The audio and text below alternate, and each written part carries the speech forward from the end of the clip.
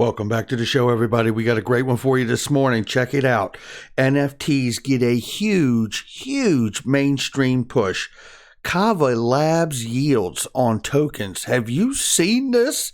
It's news all by itself.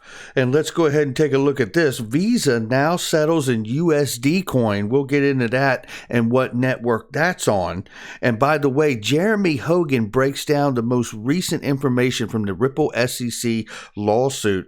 And before we get out of here, we're talking about Credible Crypto and Dark Defender. They're not action heroes, but they might as well be, because we all love these technical analysts when they start to align, and that's exactly what's happening. Let's roll that beautiful intro. Here we go. This is Digital Perspectives with Brad Kimes. Subscribe for new content notifications. Now, here's Brad Kimes. Come on in.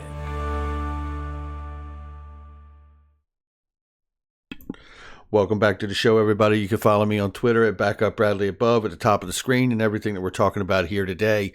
1.8 plus trillion for the cryptocurrency market space. How long before we hit 2 trillion plus? I can't wait. I remember when we hit $1 trillion not long ago, and we're almost at $2 trillion for the cryptocurrency market space collectively. Excuse me. So here we go. Bitcoin coming in at $57,892 might be preparing for that next push to get past 60 again.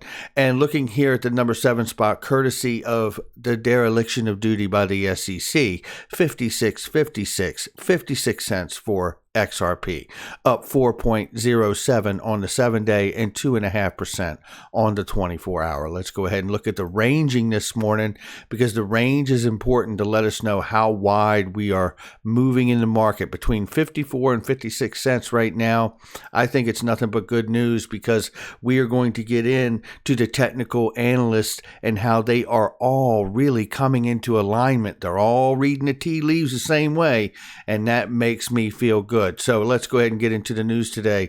This is from Michael Val 5 Links. My friend, I hope you're doing well.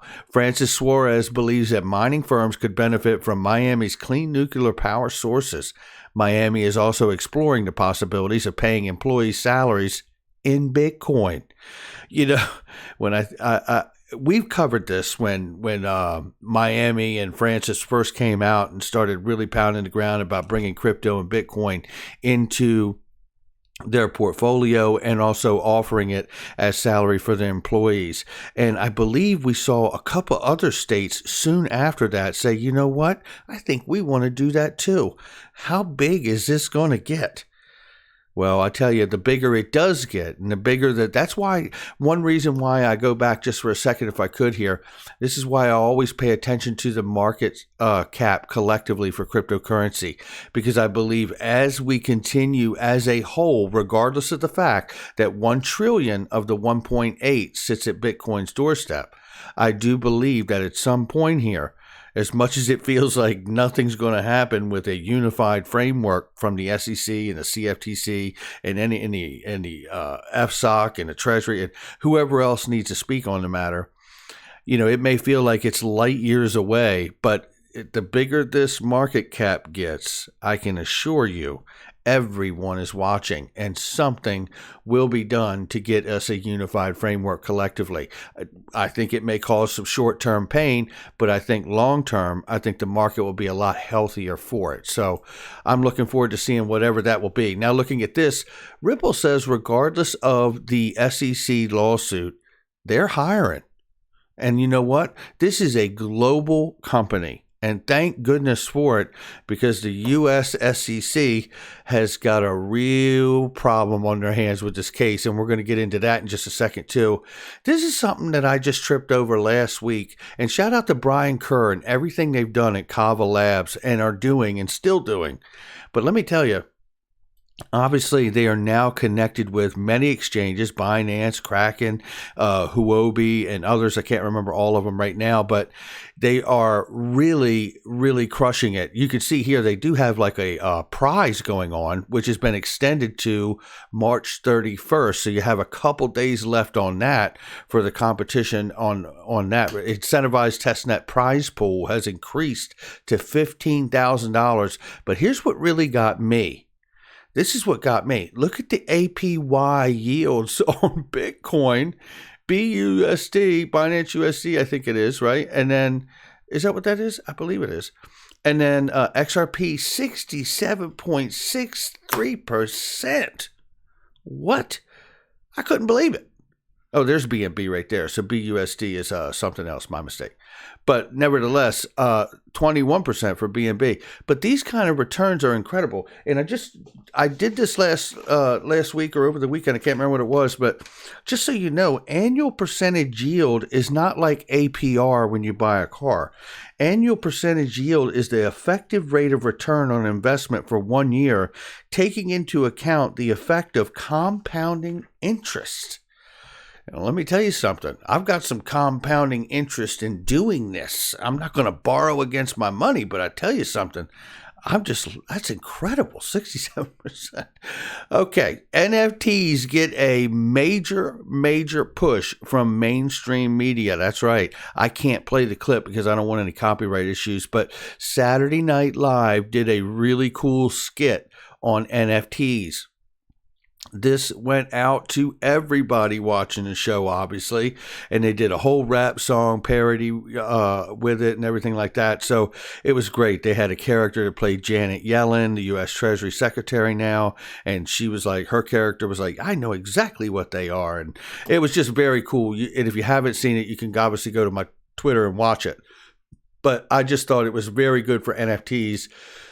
That's why I tell you guys about unstoppable domains and the NFTs. If it's your thing, you want to hit the link and check it out. Okay, so here we go. This is from The Block. Now, this is getting heavy because we covered the fact that Visa CEO, it was Alex, I can't remember his last name, but he had told us that they weren't interested at this time in putting any Bitcoin or crypto in their portfolio. But what they did want to do is to connect the dots for their consumer base customers so they could absolutely allow them to be able to have access to their crypto and to be able to use it for payments. Well, they've put it together. Here's what they got so far. And there's a problem here. We'll talk about it. But nevertheless, it says Visa announced Monday that it now settles payments in USD stablecoin on the Ethereum blockchain. Have you found the problem yet? Development means Visa has become the first major payments network to use stablecoin as a settlement currency. Until now, Visa settled payments in fiat currencies only. For its new USD settlement capability, Visa is initially working with Crypto.com as part of a pilot program, letting crypto firm manage its card business now entirely in digital assets. Previously, Visa's standard settlement process required Crypto.com to settle in a fiat currency, which added cost and complexity for the firm. Now Crypto.com won't have to go through conversations and settle with Visa directly in USD stablecoin. The announcement today marks a major milestone in our ability to address the needs of fintechs managing their business in a stablecoin or cryptocurrency, said Visa's Chief Product Officer Jack Forrestal. And it's really an extension of what we do every day, securely facilitating payments in all different currencies all across the world. Now, the only hang up here that I can see that we need to really pay attention to is the fact that all of this is done on the Ethereum blockchain and the gas fees are enormous. I just read something this morning. Somebody was saying, how come, I think it was the NFT that they wanted to purchase or buy was $17, but the gas fees were $60 or $70. You know, this has got to get solved, because if it doesn't, I'm telling you, you at some point will see another tech like Flare Networks or the XRP Ledger or Cardano, which we know are all lined up to be able to handle NFTs. And if that's the case, they don't have the gas fees that Ethereum does. Certainly XRP Ledger doesn't. So you don't see those kind of fees. So at some point, if Ethereum cannot get a hold of these gas fees issues to customers making transactions, you're going to see a mass exodus off that blockchain. I don't care what anybody says. Money talks. right? Everything else falls quite short. Now let's get into the Ripple versus SEC case. Quite a bit to go over here, so let's break this down right now. Okay, Ripple versus SEC motion to intervene pens the door for a partial settlement. Okay, intervention could thwart the SEC's two-pronged strategy, which is not determined whether it's concerned only with past XRP sales or with XRP status as a security per se. This is based off of some thoughts and insight that Jeremy Hogan from Legal Briefs has shared with us. Shout out to you, Jeremy. We got to get together soon. You and attorney Seal, and I think we need to get John Deaton in on it as well. So attorney Jeremy feels that the SEC's decision to sue Brad and Chris has backfired since its actions have opened the SEC up to all sorts of discovery requests from Ripple and its execs because there is knowledge requirement that needs to be fulfilled. So a couple things going on here, and we're going to get to a clip of his video in just 1 second. This is something I wanted to show everybody because I told you guys as a reminder, JP Terriot, the CEO of Uphold, last month told us there is an 80% or better chance that in the next 60 days, that Uphold will be connecting with a platform of at least 100 million users. Now, I've watched in the last handful of months inside of a year, I've watched Uphold go from 2 million users to 5 million users. And he's saying there's an 80% or better chance that Uphold will be making an announcement with the kind of company or platform that has 100 million user base. Ooh. And you could see where they started out, June 29th, I believe it was last year, at 30 cents.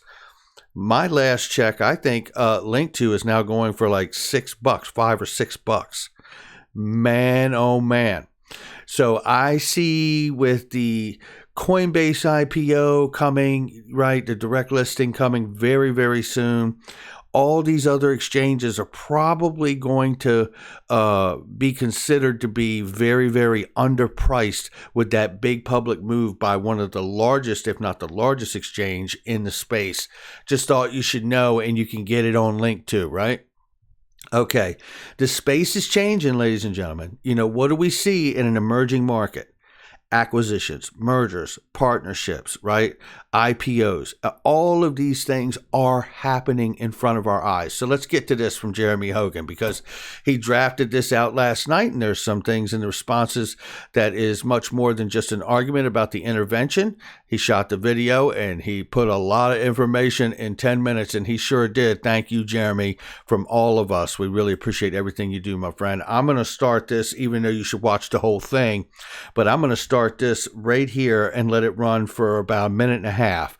So let's listen to what he says here. This is about relisting XRP and about how Ripple has really positioned herself using John Deaton and the information in their case itself that they've found and put together, but using the effort from John Deaton and the 10,500 plus XRP holders to really push the issue that they could be looking for a judgment that's a partial judgment that would allow future sales to go back into play, relist the exchanges with XRP, and then continue their case to negotiate what the fine or penalty should be for Ripple for everything that happened prior to current day today, and allowing the sales to get back on track, right? So, and open back up for all of us. All right, so let's listen right here. That Ripple is basically arguing, wait for it, hashtag relist XRP, which is where I was kind of hoping they'd take it. And then Ripple says this, which is brilliant, quote, reaffirming this narrow theory of liability and clarifying that the SEC does not seek to establish that XRP is per se an investment contract would minimize any interest interveners have in the outcome of the litigation. Love it. I love it too. And essentially, just to break this down even further than Jeremy did for us there, it really sets the tone in those couple lines there where basically they're saying, look, if you're willing to say that going forward, the XRP is not an investment contract right now or a security by designation, then you could therefore begin to build a bridge to get to a partial settlement to bring all of us, right, to a place where we could see XRP be relisted. And again, they could continue to move forward and let the case work out prior sales. Listen to the rest of this. Hey SEC, you don't want this motion to intervene granted? Then just confirm to the court that you are not trying to establish that XRP is per se a security, and maybe then we might agree that there is no reason for them to be involved. Perfectly reasonable, but also the perfect trap, or maybe it's a subtle outline of an offer of settlement. Now this is very subtle, but huge, which is why I like it so much. Here's the other part to this too that I really love. I don't think anyone saw John Deaton coming. And if this, in fact, does set up the perfect trap to position SEC to where they remark, hey, it is not a security. We're more interested in the sales that happen, in the early days, and let this thing go from now on. If they make that kind of distinction or embrace that stance and understanding, John Deaton has done an amazing thing for all of us. And as far as I'm concerned, he already has. But that is very big that the potential exists, and it's because of the efforts of John Deaton. So I want to thank him. Let's listen. Ripple is suggesting essentially is a settlement in which the SEC agrees to let go of all current and future sales and only continue the litigation as to the pre-suit sales. Now, how is that? And why do I have some evidence that the SEC might be going for it? And what's it mean for you? Here we go. So, as we know, it's the sale of XRP that the SEC regulates. If the SEC stipulates to what Ripple is suggesting, that it's not going to argue and is not arguing that XRP is per se a security, then each sale would have to be looked at on its own and in its own facts. How was it sold? What promises did Ripple make about it? How decentralized is a ledger?